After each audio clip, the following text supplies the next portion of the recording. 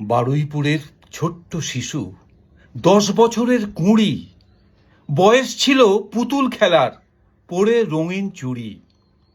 মানুষরূপী কিছু পশুর নৃশংসতার ফন্দি, মায়ের বুকের সন্তান হলো কবরের নিচে বন্দি।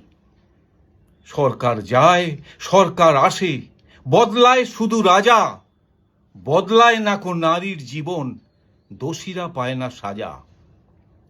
স্বাধীন দেশে স্বাধীনভাবে ঘুরতে পারে না নারী, স্বাধীনতা নিয়ে সত্যিই কি গর্ব করতে পারি?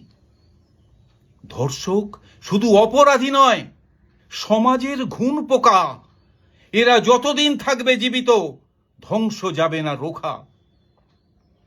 আরজিকর, বেহালা, বারুইপুর, আর কত হবে শোক, রং না দেখে এইসব পশুর দ্রুত বিচার হোক।